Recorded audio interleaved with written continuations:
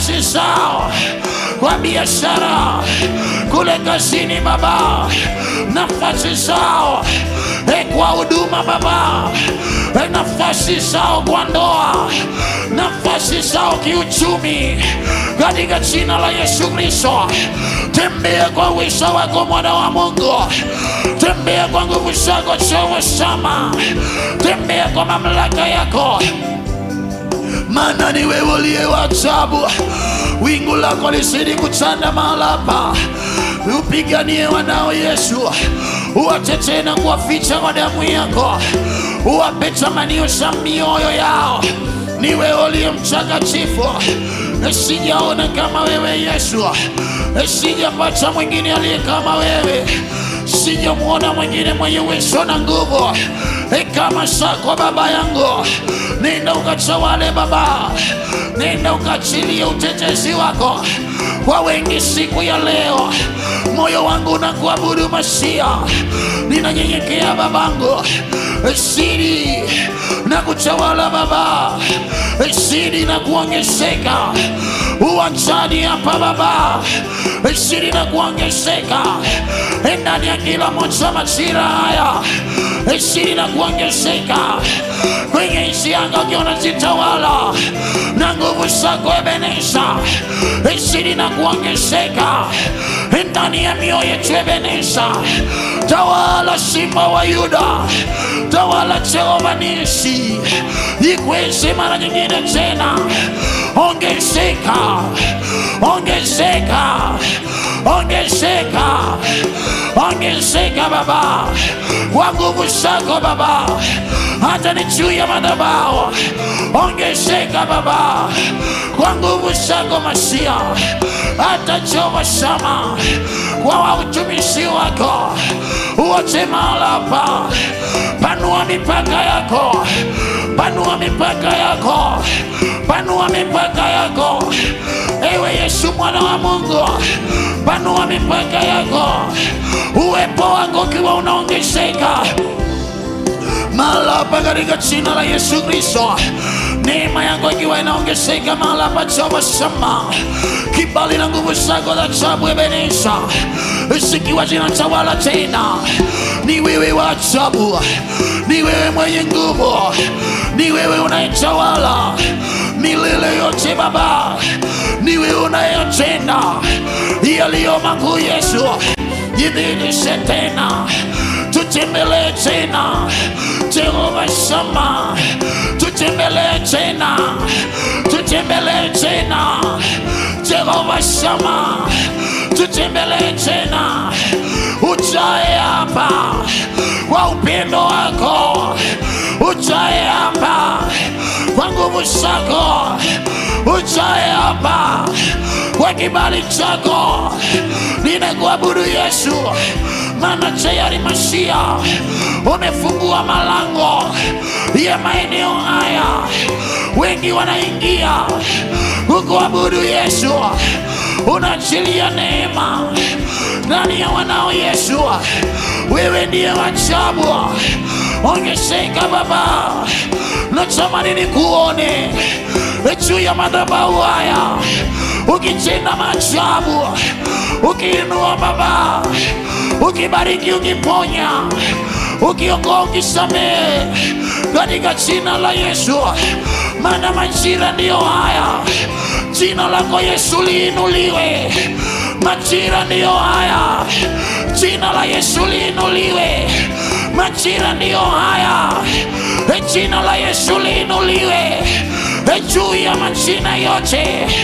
Majira ndiyo haya, jina la Yesu lipokee uthamana wake katika jina la Yesu. Dhihirika mwana wa Mungu, dhihirika Simba wa Yuda, dhihirika Jehova Shama.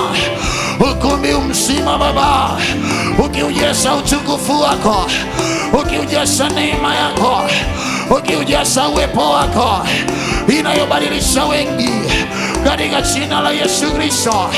Neema yako ya ajabu ikiwa inatawala, maana madhabahu haya ni yako na ibada hii ni yako.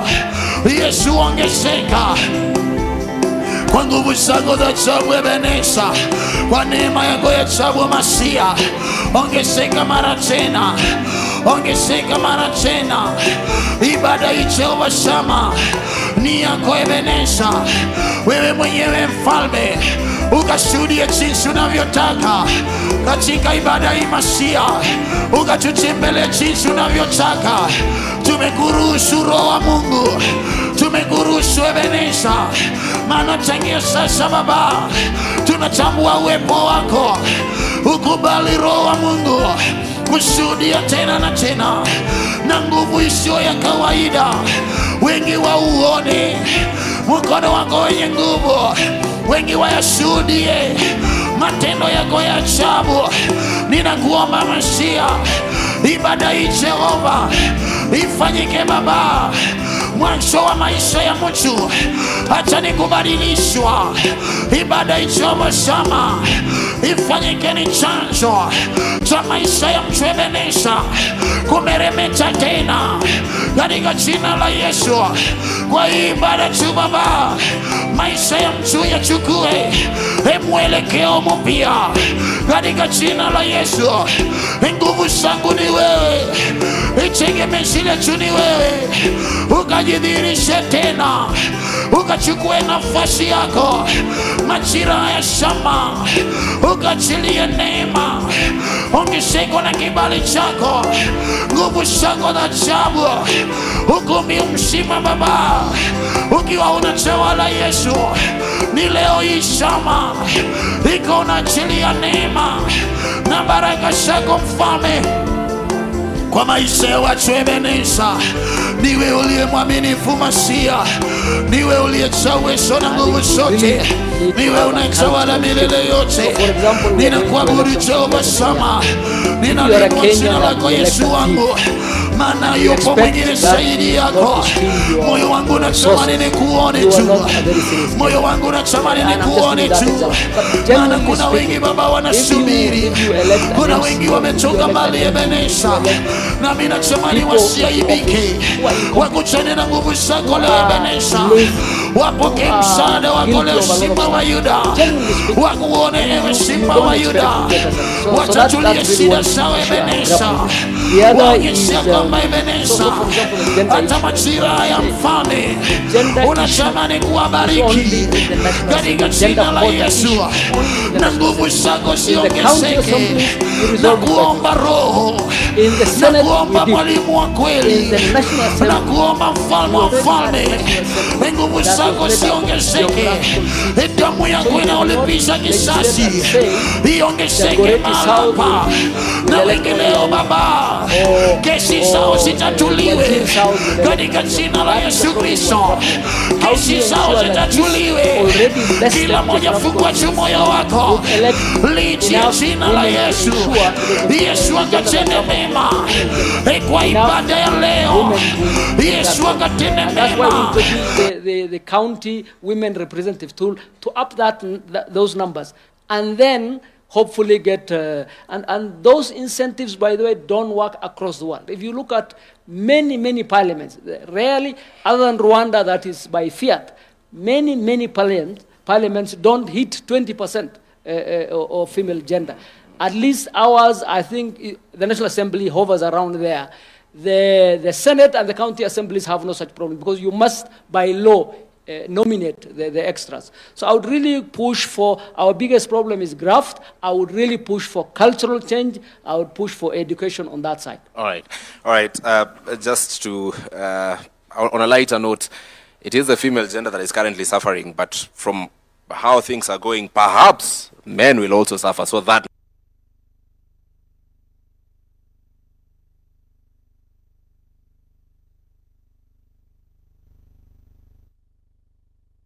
the difficulty in amending this constitution is a problem, because indeed it's very difficult. You've reminded us during BBI and what those of us who are not lawyers had then, a basic structure doctrine, and how some parts of the constitution are, so to speak, untouchable.